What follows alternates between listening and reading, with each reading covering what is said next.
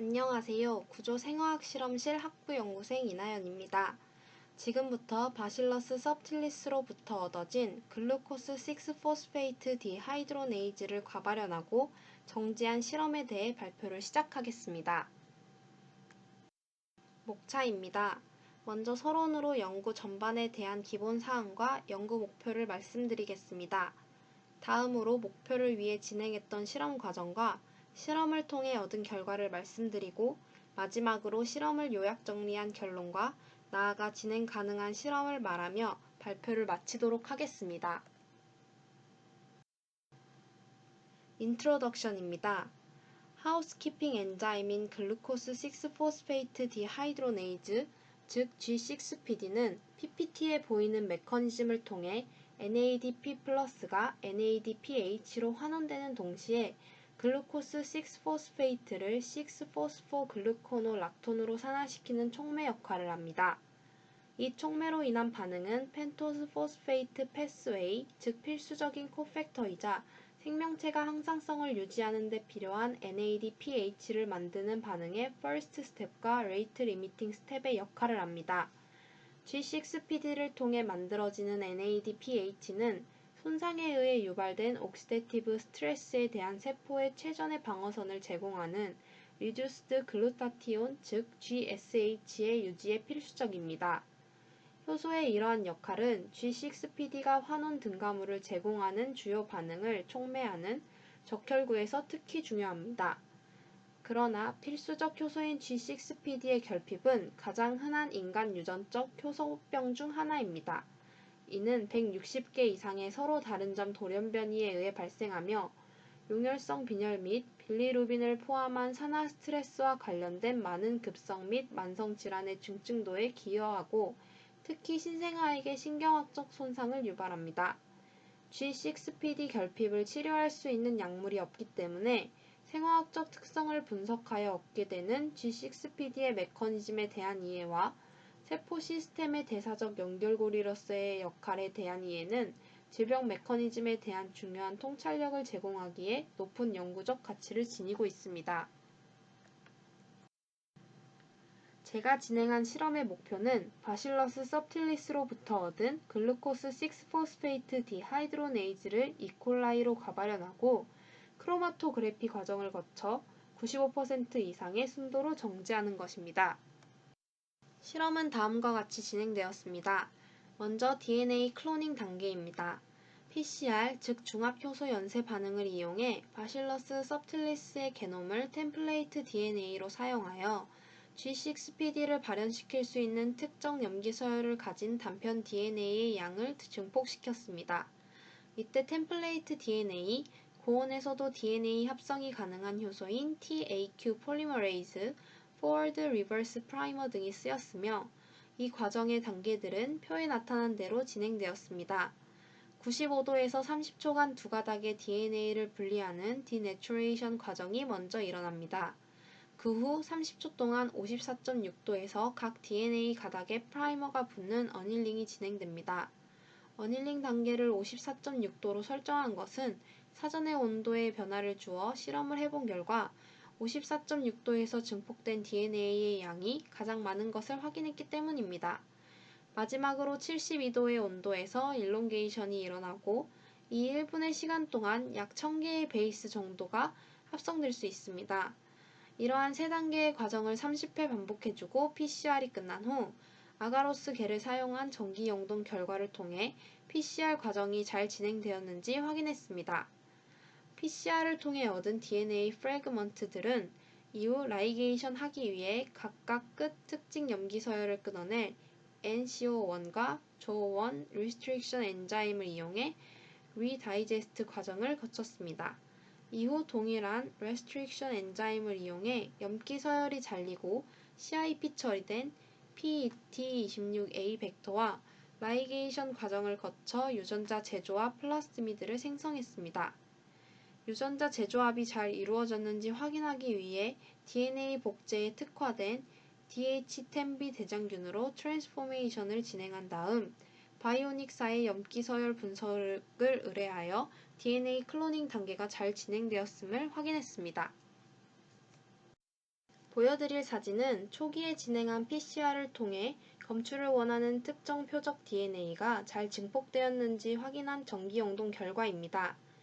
100pp 스텝 DNA 마커를 사용하여 확인해 주었으며 원하는 G6PD DNA의 BP는 1426pp로 두 번째와 세 번째 레더 사이 간격에 밴드가 위치했어야 했습니다. 사진을 통해 알 수 있듯이 원했던 위치에 밴드가 잘 위치해 있어 원하는 DNA가 잘 증폭 및 검출되었음을 알 수 있었습니다. 이후 재조합한 DNA를 이용하여 단백질을 발현하고 정제하는 과정을 진행해 주었습니다. 단백질 발현에 특화된 로제타2 이콜라이에 재조합된 플라스미드를 트랜스포메이션 시키고 카나마이신이 포함된 LB 플레이트 위 37도에서 배양시켰습니다.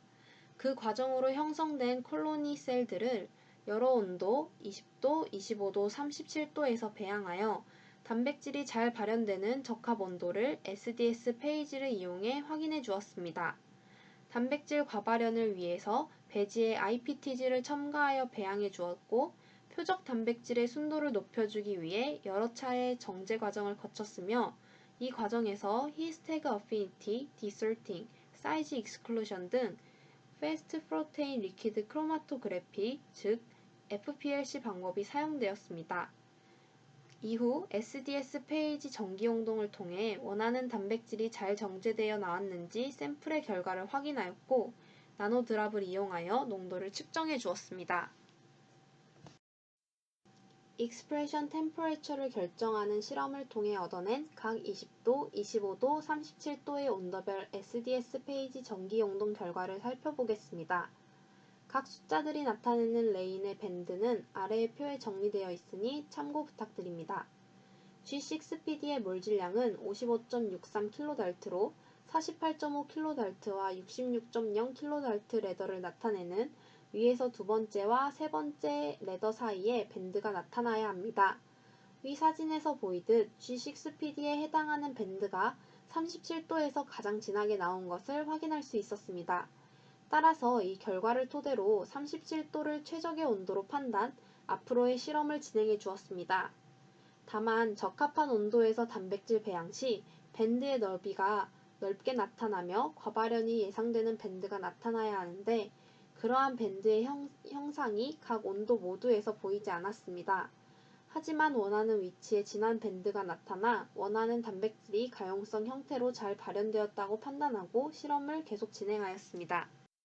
앞선 실험에서 결정한 익스프레션 템퍼레처를 토대로 라지 스케일 익스프레션을 진행하여 단백질을 발현시켰습니다. 이후 원하는 단백질의 발현을 SDS 페이지 전기용동을 이용하여 확인했습니다. 각 숫자들이 나타내는 레인의 밴드는 옆의 표에 정리되어 있으니 참고 부탁드립니다. SDS 페이지 확인 때 IPTG를 넣기 전후를 잘 비교해 봐야 하는데 사진에서 표시한 부분은 IPTG 전후 명확히 밴드의 변화가 보이고 오버나이트 후에 상당히 많은 양이 발현된 것과 수배서의 밴드가 원하는 위치에서 진하게 나타난 것으로 보아 발현이 잘 일어났음을 확인할 수 있었습니다. 이후 FPLC를 진행시켰습니다. 먼저 히스태그 어피니티 크로마토그래피의 결과를 보게 되면 UV 변동 그래프를 확인할 수 있습니다. AU를 단위로 하는 Y축의 UV 흡강도는 일루션을 받기 시작하는 UV 흡강 정도를 뜻하며 밀리리터를 단위로 하는 X축은 프랙션 구간마다 일루션을 얼만큼 받을 건지를 나타냅니다. 구간 프랙션은 그래프 하단 X축에 붉은색 글씨로 넘버링 되어 있는 부분입니다. 그래프에서 UV 피크가 증감하는 범위를 보았을 때 UV 피크가 가장 높은 봉우리를 비롯해 의심되는 피크까지 모두 포함하여 일루트를 샘플링해 주었습니다. 즉, 프랙 1에서 22까지 중 3에서 7에 해당하는 부분을 샘플링해 주었습니다. 이후 얻어낸 샘플들을 SDS 페이지 전기 용동을 이용하여 확인했습니다. 각 숫자들이 나타내는 레인의 밴드는 R표에 정리되어 있으니 참고 부탁드립니다. 전기 용동 결과 밴드들이 원하는 위치에 진하게 잘 나타나여 있는 것으로 보아 정제가 잘 되었음을 확인할 수 있었습니다.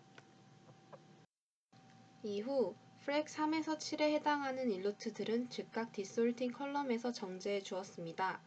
디솔팅 컬럼도 마찬가지로 UV 변동 그래프를 주목해야 하며 중요한 점은 앞선 히스태그 어피니티 컬럼에서와 AB 버퍼의 구성물이 달라졌다는 점입니다.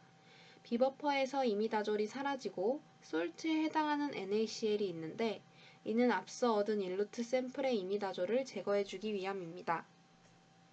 이후 스펄덱스 200 컬럼에 일루트들을 모두 인젝션하였고 UV 피크가 가장 높은 봉우리를 비롯해 의심되는 피크까지 모두 포함하여 최종적으로 20mmol 트리스 HCl pH 8.0에서 정제된 G6PD를 얻었습니다.